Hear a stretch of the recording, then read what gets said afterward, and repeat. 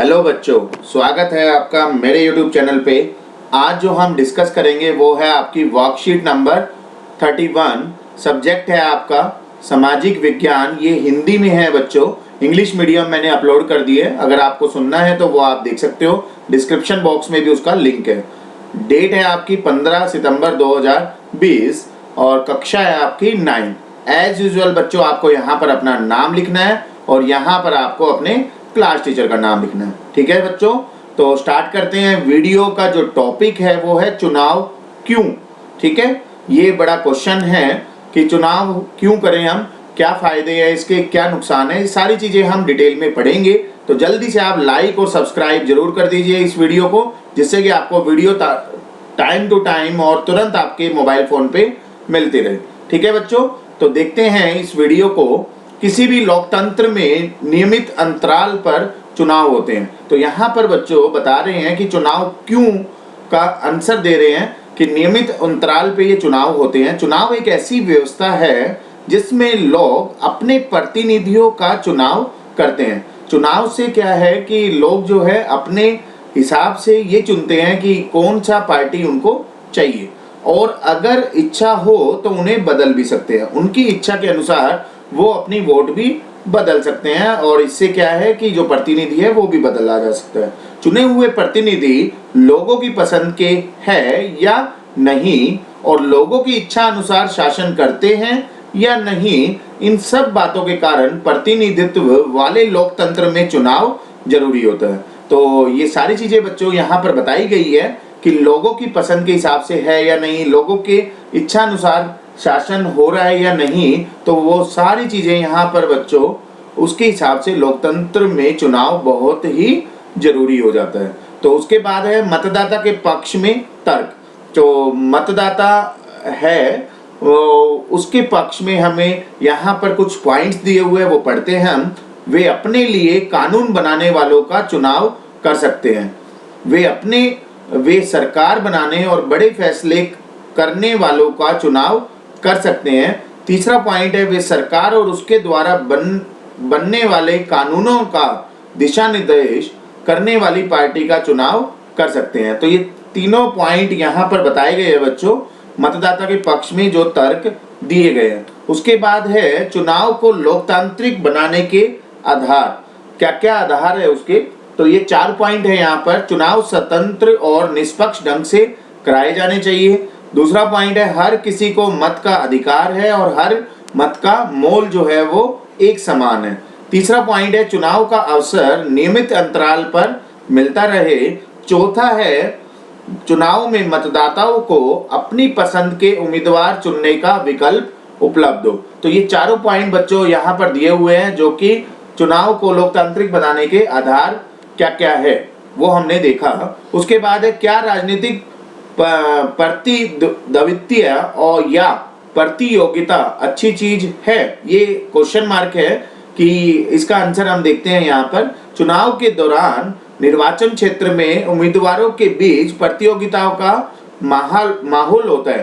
तो जैसे कि आप देखते हो कि जब चुनाव होते हैं तो उस टाइम पे जो है बड़ा कंपटीशन होता है, एक पार्टी का दूसरी का तीसरी से।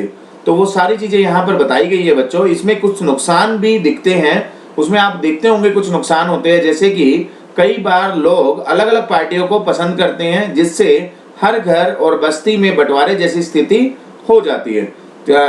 कई बार एक घर में ही अलग अलग पार्टी को पसंद करते हैं, तो इससे क्या है कि घर या बस्ती में भी बंटवारे जैसी स्थिति हो जाती है।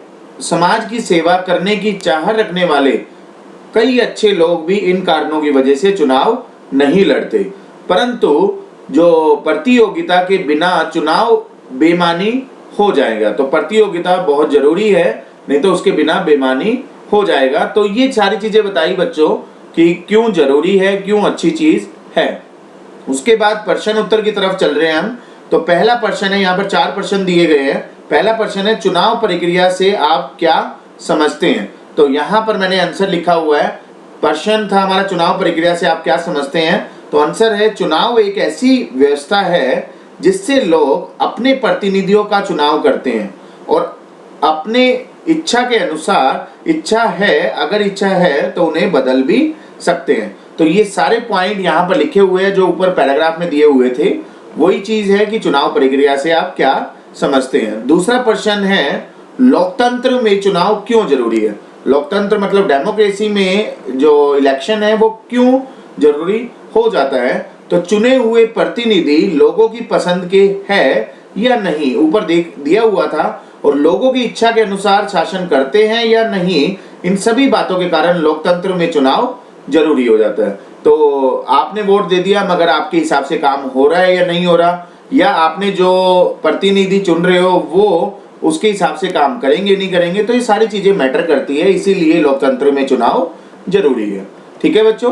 तीसरा प्रश्न है किन आधारों पर चुनाव को लोकतांत्रिक बनाया जा सकता है। तो ऊपर आपके एक डायग्राम में 4 पॉइंट दिए हुए थे, ये थे लोकतांत्रिक बनाने के आधार। तो वो चारों पॉइंट बच्चों हमें यहाँ पर आंसर में लिख देना है। तो चारों क्या क्या होंगे, निम्नलिखित आधारों पर चुनाव को लोकतांत्रिक बनाया जा सकता है।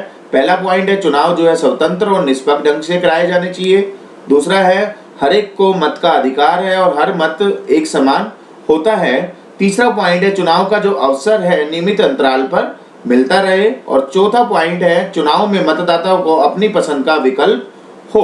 तो ये चारों पॉइंट बच्चों हमने यहाँ पर तीसरे प्रश्न के उत्तर में लिखा है और आपको लिखना है।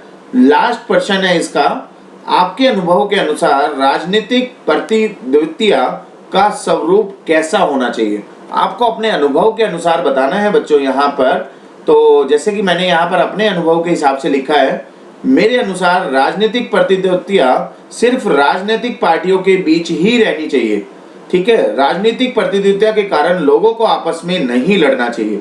मतलब ये कहना चाह रहे हैं कि जो कंपटीशन में खड़े हुए जो पार्टी खड़ी हुई है वो आपस में ही बीच में रहे और राजनीतिक पार्टियों के बीच में ही वो कंपटीशन करे, ना कि उसके बीच में कोई भी लोग आए और जिससे क्या है उन लोगों के बीच में आपस में झगड़े हो जाते हैं। तो ये चीजें नहीं होनी चाहिए। ठीक है बच्चों, तो जल्दी से आप वीडियो को लाइक, सब्सक्राइब और शेयर कीजिए जिससे कि सभी स्टूडेंट टाइमली वर्कशीट को कंप्लीट कर पाए। ठीक है बच्चों, तो मिलेंगे नेक्स्ट वर्कशीट में नेक्स्ट वीडियो के साथ। अभी के लिए थैंक यू।